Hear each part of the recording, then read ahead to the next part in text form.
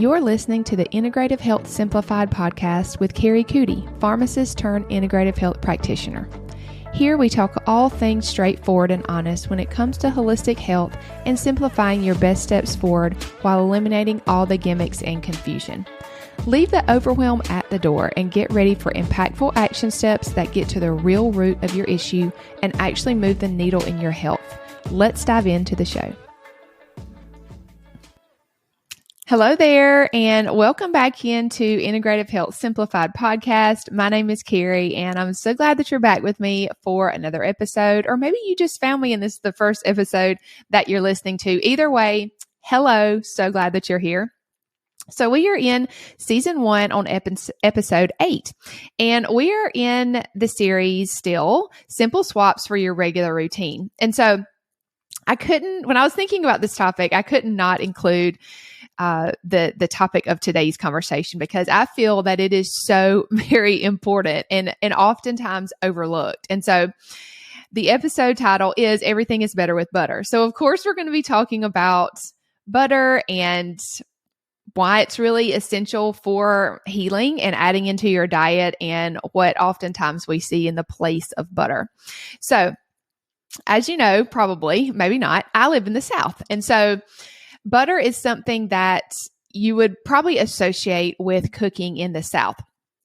However, oftentimes when I go over to friends' houses or I go to family members' houses and, they're cooking or I ask, hey, do you have any butter? Guess what gets pulled out of the fridge? Not a stick of butter. It's actually a container that says Country Crock on it.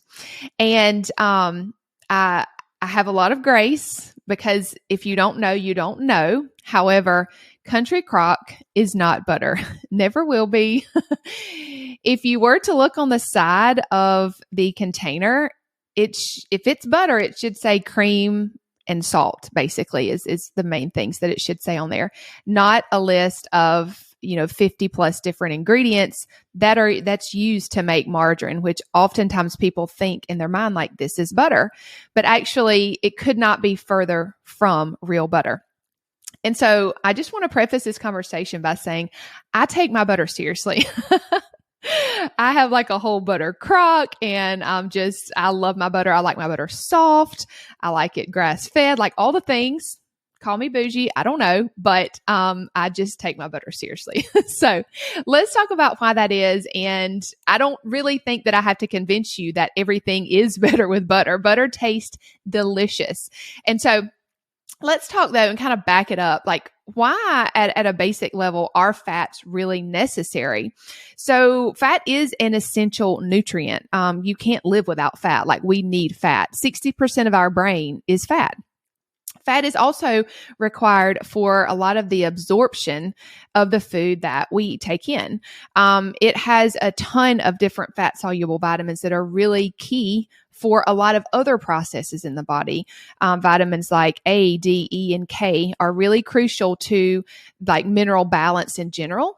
And so when we leave out those in the form of animal fats, which are the most complete fats, you start seeing things trickle down and have an effect from that.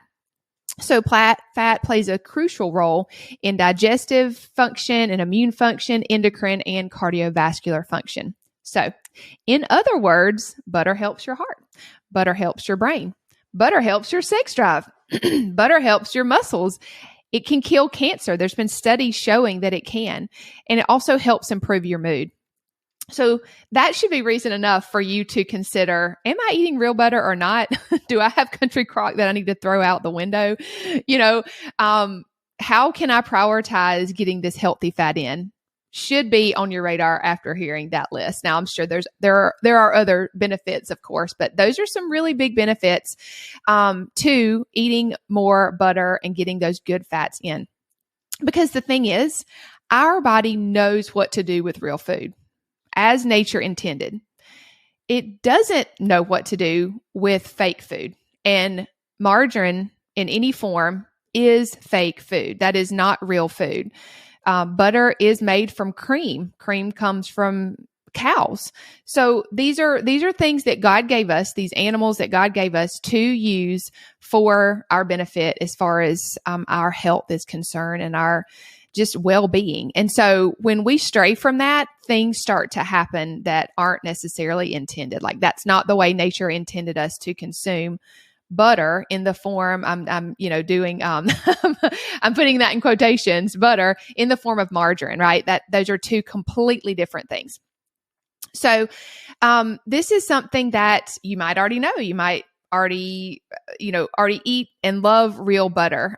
Please continue to do that, because the thing is, if we don't consume these healthy fats, we actually, and we consume in place of them something like margarine. Not only do they lack these vital nutrients that I mentioned, they can actually withdraw nutrients from the body and promote fat deposition over fat utilization. So that means that our body stores fat differently, and it actually leads to a lot of inflammation in our body.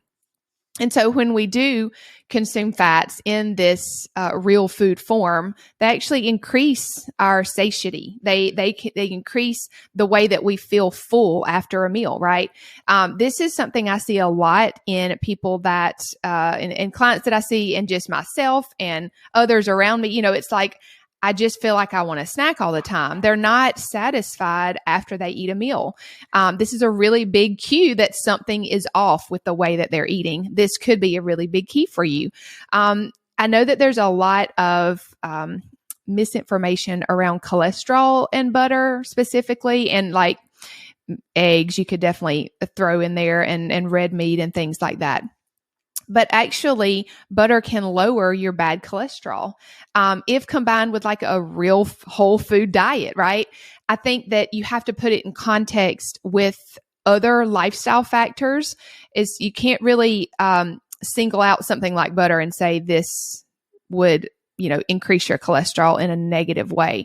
I think you have to look to see what are the other factors that are going on in someone's lifestyle and diet, to see, what might be the breakdown and why their cholesterol is the way it is. But with within a lifestyle that is very health promoting, butter can be a great addition to that. It actually does boost your immune system.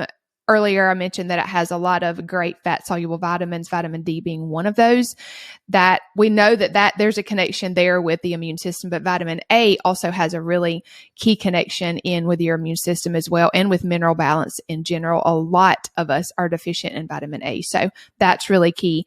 And then balancing hormones is something that I hear a lot about, right? I want to balance my hormones. I see that a lot on inquiry forms that people send in, and that they want to work together, and they're just feeling really sometimes helpless, hopeless with their hormones, just because they've been out of balance for so long, and they're just having a lot of issues that they feel are connected to their hormones. But just a little mini break to talk about hormones here for just a second. So balancing hormones is something that your body doesn't necessarily prioritize until it feels safe, until it feels like it's at a place that it can. Because really, on the hierarchy of your body's ability to survive, when it's in a survival state, hormones are not going to be prioritized at all. You can put other things in that category, like digestion as well, right? Your body is literally in its mind, okay, I need to survive. I'm in survival mode. These things are going to be shelved. They're going to be put to the back until I can focus on these things whatsoever. And so balancing hormones is something that is sort of a long game thing, right?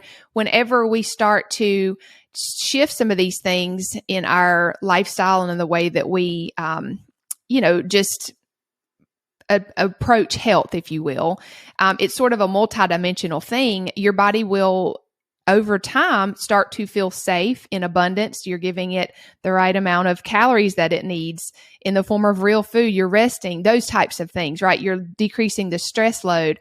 It's going to then think, okay, I can start balancing hormones. I can start thinking about this. I can start prioritizing this. So it starts with something little, like, I know you're like, what does butter have to do with hormones? However, in how your body makes hormones, it needs fat.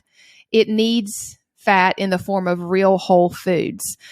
specifically animal fats, which butter is. And so this is one of the really big keys in starting that process of your body feeling safe so that it can start the hormone balancing journey. Because hormones are kind of the last on the train to get balanced, from what I've seen and what I've read and studied. So it starts with little things like this: swapping out what you consume as your fat source, prioritizing fat, all of those things. It really starts here in balancing your hormones. So if you want to balance your hormones, make sure you're eating butter, right? This should be good news. Throw out the margarine and throw out the, highly processed oils and replace them with butter. Your hormones will be happy. Your body will be happy. So, just a few other things to keep in mind when you think about butter. Butter is actually a prime vehicle to help the absorption of nutrients in the body. So including it in meals that you cook can actually help you to absorb the nutrients from those foods that you're eating better, especially vegetables. This is really key to cook your, most of the time, cooking your vegetables in butter or adding butter after you cook is going to be really important to help your body absorb those nutrients better. Butter can actually help balance out your blood sugar in the way that it helps with the absorption of these nutrients and also the response that it has on insulin. So that's something that's really key as well. And so, friends, we got to ditch the margarine. Super important. It's not the same. It can actually cause inflammation in your body. So just get the real stuff. Just really quick note on, I know we've been talking about margarine, but there are other inflammatory oils that can sneak in a lot of ways into our home. Canola oil is one really popular oil that has been, touted as like a heart healthy oil, but it's definitely, in my opinion, in the same category as something like vegetable oil or margarine, things like that. It's just highly processed. And so these things can actually cause a lot of inflammation in your body. They're highly processed. They're oxidized. They go rancid in the body very quickly. And so you can sort of contrast that with something like butter that has saturated fat. It's actually very stable in the body and it maintains its structure when heated, which if we consume something, obviously our body is warm. It's a warm environment. So that's what I mean by heated.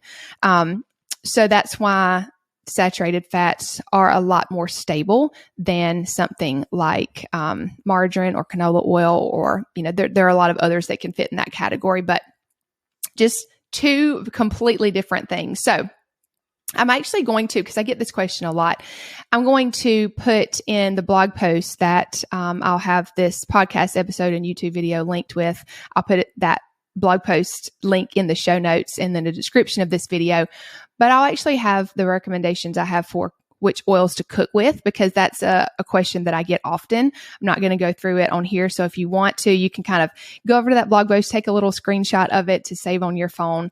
But it's important to know which oils are going to be best for baking, for cooking, higher temperatures, for stir frying, those types of things, and obviously some of these oils, if you're using them in a salad dressing or just drizzling them over something and they're not heated, there are other oils that would be best in that scenario as well.